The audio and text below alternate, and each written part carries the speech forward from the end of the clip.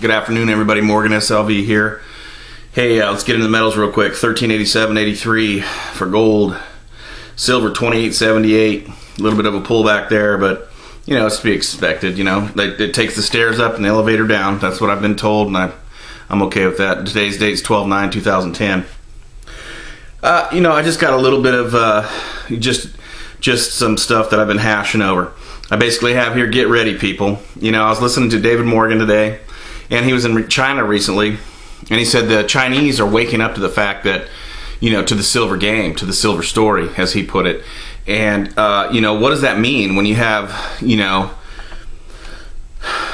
potentially 1 billion more people or more in the market to buy those same silver bars that you're going to be, you know, vying for? That means they're going to go up, right? If demand goes up, pure and simple, the price is going to go up. So, you know, for those of us that have taken a position, that's a good thing. I can tell you this right now, that most of my position was taken, you know, after about 2 weeks of study, a long time ago. And thank God I did it then. To do it now would be a lot more painful. However, you know, anything under 50 bucks to me is a gift, you know, at this point, based on what I see going on globally and, you know, what our Fed's doing and whatnot. The amount of investment grade silver is less than that of gold. There are somewhere around 1 billion ounces of investment grade silver, you know, in investment form, not excluding junk silver, you know, silverware and whatnot. In gold, there's 3 billion ounces, excluding jewelry. So, you know, the bottom line is, it's rarer than gold. The mining ratios, however, is about 16 to 1. Excuse me, that's wrong. It's mined at about 10 to 1, or right now around 8 to 1. Back in the 15th century, the silver to gold ratio was set at 16 to 1. That was an edict back then. But the actual amount that it came out of the ground back then was 12 to 1, which is the ratio that the metals were mined. You know, I'm just rehashing a lot of this stuff. I got to be honest with you. I want to sharpen my studies. I want to bring things that possibly, you know, not everybody has already heard or you know, has general knowledge. So I'm gonna, you know, I'm definitely gonna turn up the heat on myself to bring you more cutting edge information. But I've got to be honest with you. You know, back when I thought I was gonna be Arnold Schwarzenegger and I was lifting weights, God knows how many hours a day. I know I don't look it now, but back in the day, you know, I lifted a lot of weights, and I used to tell people the concept is simple, but getting the results is pretty tough. And so I kind of apply the same thing to this. You know, it's not romantic to keep kind of rehashing the same things, but I got to be honest with you. You know, the fact that silver is rarer than gold, that's not going to change, right? The fact that the demand is going up, you know, that is you know, that's not going to change. I mean, you know, more people are coming on board, not less. And so, yeah, a lot of these facts and figures are things that you've heard before, but, you know, my whole goal is to get you to study, as you guys know.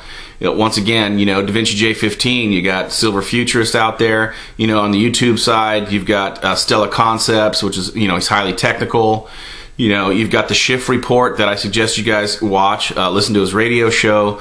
You got Mike Maloney out there. You got Max Kaiser. You got Jim Rogers. And, you know, like I say, I'm just saying get prepared. And by the way, when I say get prepared, I'm also including, you know, your friends and family. Get as many of them guys as you can, guys and gals, prepared, because they're going to be coming to you. When the S hits the fan, they're going to be knocking on your door. Bill Murphy back in May 11th, 2010 says silver could double. And look what it's done since then, right? He said it could double in a week, by the way. So, you know, it really, you know, I watched Da Vinci's last video today, and I heard he was, you know, I could tell in his voice was shaky and whatnot. And we had spoken recently, and I told him, I said, yeah, I took a young man down.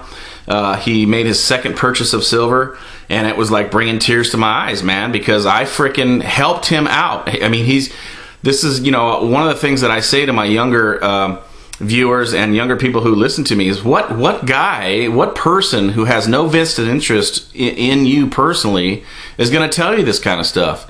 And it makes me pretty emotional because I see so many people are going to be, they're like, what I can, the analogy that I kind of see in my mind is I see all these droves of people standing on the railroad tracks, you know, and they're waiting for the train, right? Because they don't want to make sure they miss the train. They're standing on the tracks, but they're looking the wrong way, okay?